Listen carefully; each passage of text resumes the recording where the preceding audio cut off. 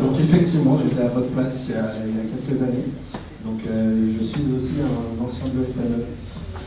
Je fais partie de l'association des ingénieurs de l'ESME aussi, parce qu'effectivement, pour moi c'est important de rester proche de son réseau, de votre premier réseau professionnel, ça reste votre école.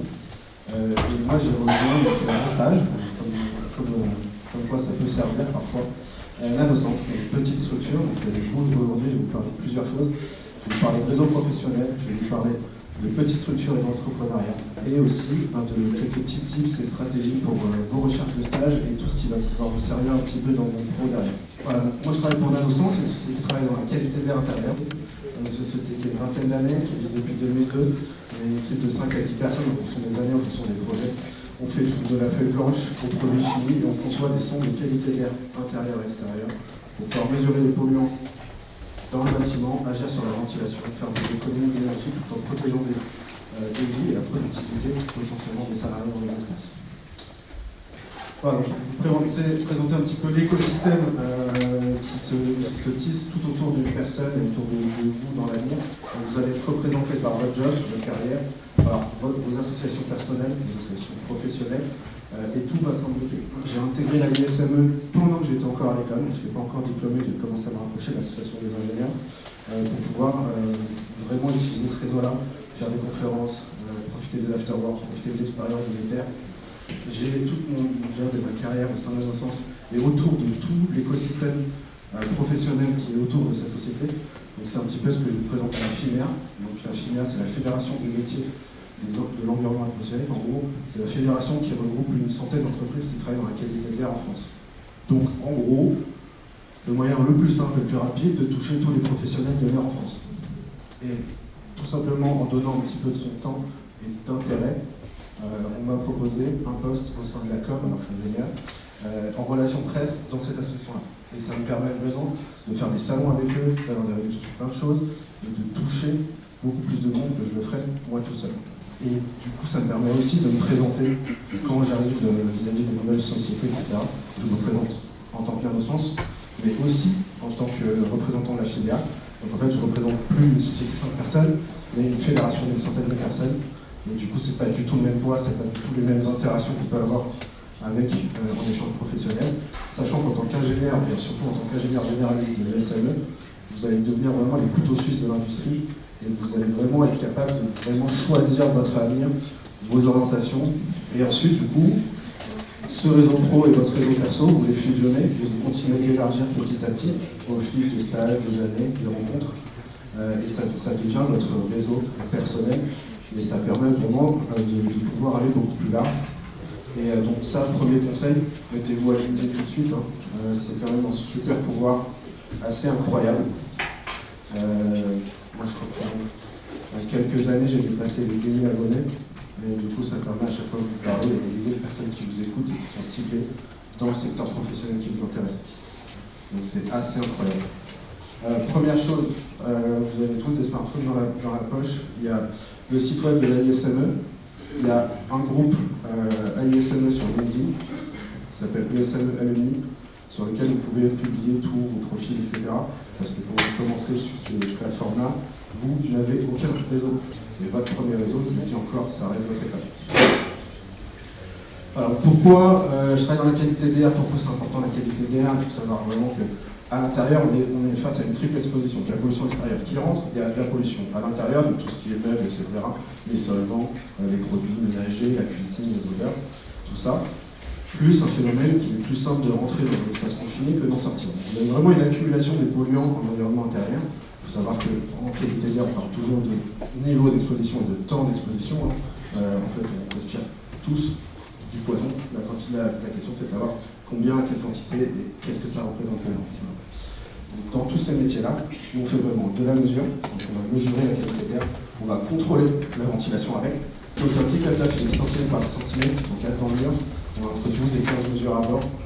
On est alimenté, donc il y a un peu d'énergie. On est connecté sur plusieurs protocoles, que ce soit domotique, IoT, et potentiellement Internet, une fois qu'on a une petite passerelle. Et ensuite, on va valoriser cette donnée au sein même du capteur. Donc on n'est pas simplement une petite boîte qui va vous donner une indication un petit peu brutale en termes de concentration, BPM, microgrammes par mètre cube, etc.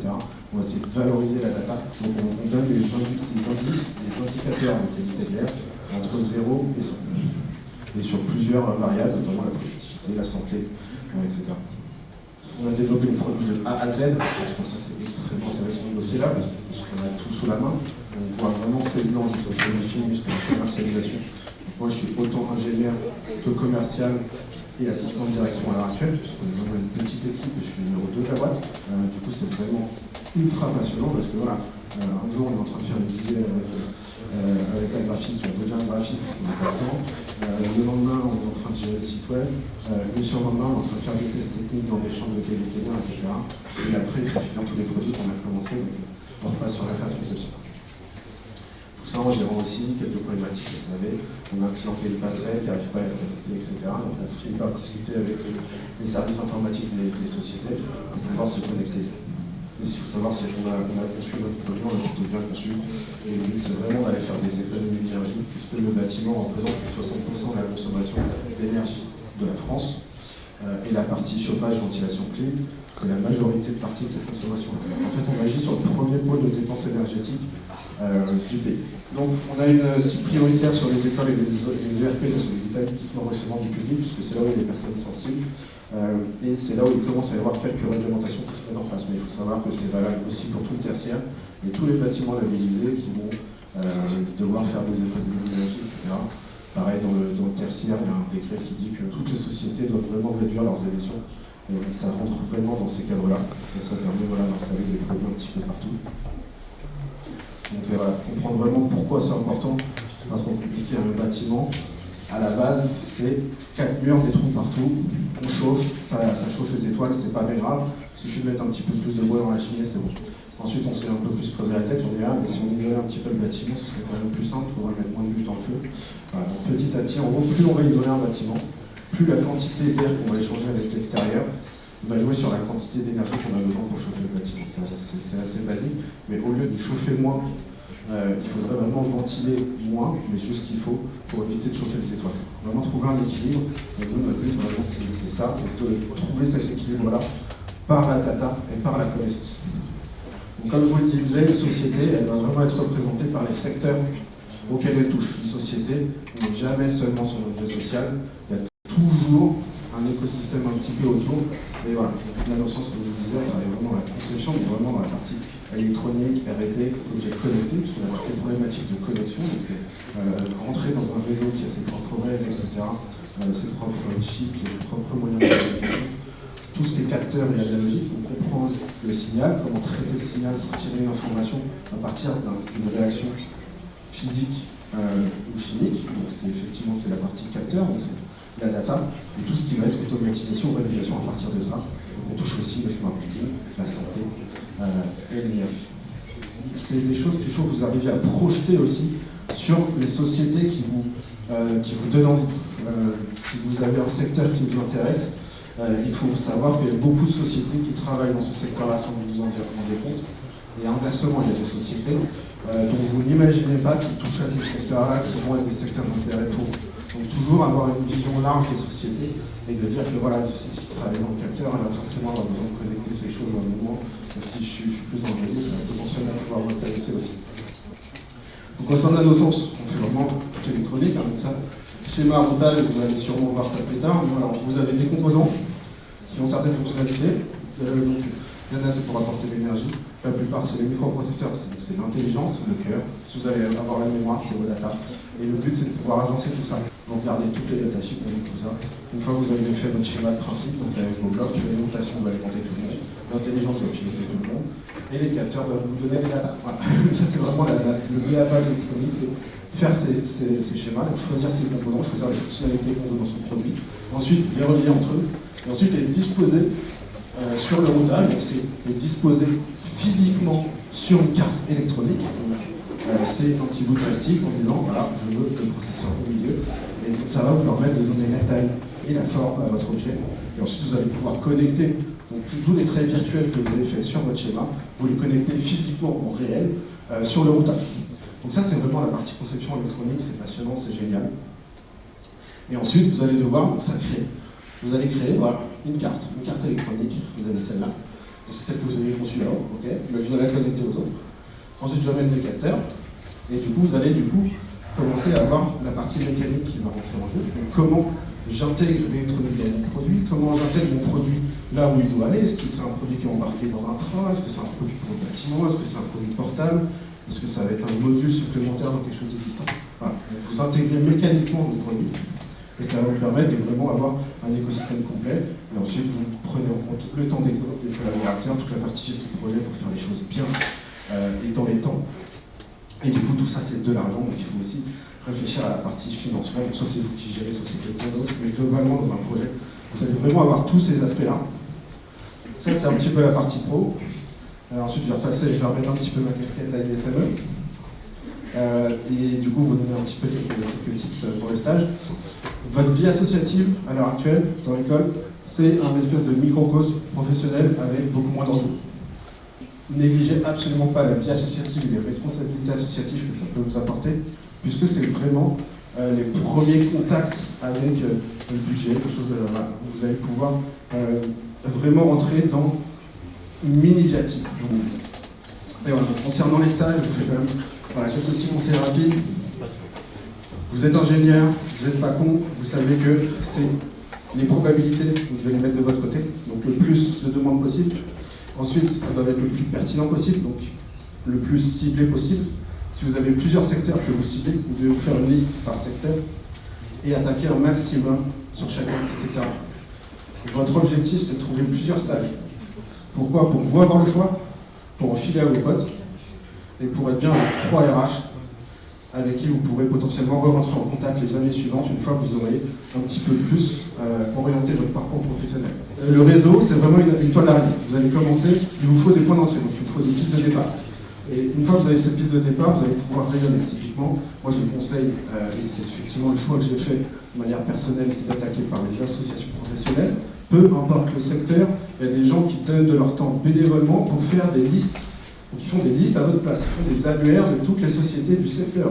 Donc ciblez les associations professionnelles de vos secteurs, trouvez les sociétés qui vous intéressent dedans. Vous allez à l'onglet partenaires, vous avez une liste de logos qui sont en général entre 10 et 20 logos de sociétés partenaires qui sont potentiellement dans le même secteur ou qui sont fournisseurs ou clients de cette société-là. Donc en fait, à partir d'un point d'entrée comme ça, vous allez pouvoir rayonner et avoir assez rapidement 100, 200, 300, 400 coordonnées de contact, de sociétés, des choses comme ça. Moi, je préconise en général quand même plutôt les candidatures spontanées, surtout quand vous visez des sociétés moyennes ou petites, parce qu'elles sont plus dures à trouver, et souvent, elles n'ont pas tout l'écosystème RH qui leur permet de mettre en avant des offres ou des propositions de stages, et surtout les stages, je suis désolé de vous le dire, mais pour les sociétés, ça a un certain intérêt, mais d'un point de vue technique et professionnel et projet, ça demande quand même beaucoup de temps à des personnes qui sont qualifiées. Et donc du coup, l'équilibre pour s'y retrouver n'est pas toujours là. Donc il faut vraiment s'y prendre en amont, proposer ça, en fait, vendez-vous aussi comme plusieurs années de stage. En fait, vous n'avez pas juste un stage de 2 mois, mais vous avez un stage de 2 mois pour me tester, parce que l'année d'après j'ai un stage de 4 mois, et du coup en fait ça vous fait 6 mois, on peut vraiment commencer à travailler ensemble, et si on voit que ça fait, on peut continuer. Faites des relances aussi dans vos recherches. Il faut savoir que vous vous adressez à des professionnels qui sont dans leur métier, qui sont dans le jus en général, qui n'ont pas de temps pour vous. Donc n'hésitez pas à relancer pour rester présent dans leur esprit et essayez d'avoir des gens au téléphone. Essayez d'avoir des gens au téléphone très vite dans vos recherches, parce qu'en 5 minutes au téléphone avec quelqu'un du secteur, si vous posez les bonnes questions, la deuxième personne que vous allez avoir, elle va croire que vous bossez dans le secteur depuis 1 an. Il vous faut des informations de l'intérieur pour aller plus vite. Ça va vous permettre de gagner un temps inconsidérable et ils vous vont donner vos mots-clés qui vous intéressent dans votre secteur, les noms de boîtes de leurs fournisseurs, de leurs clients et des pistes en fait. Ils vous donnent des pistes, ils vous donnent des contacts, ils vous envoient vers quelqu'un d'autre. Et là, en 2-3 coups de fil, vous avez déjà une connaissance de l'écosystème que n'importe lequel de vos collègues étudiants n'ont pas. Et la manière dont vous approchez les gens aussi, si vous leur demandez, écoutez, moi je suis en recherche de stage, je ne viens pas pour vous demander un stage, je viens pour vous demander des informations. Est-ce que vous auriez juste 5 minutes à m'accorder? C'est pas du tout la même approche. Tu viens en lui demandant un service, plutôt qu'en lui demandant un job. Si vous devez revenir un truc en partant ce soir, c'est ça, les probas, un maximum de demandes le plus ciblé possible. Maximum de demandes le plus ciblé possible. C'est le meilleur conseil que je peux vous donner, et pour ça, il faut avoir des gens au téléphone. Voilà.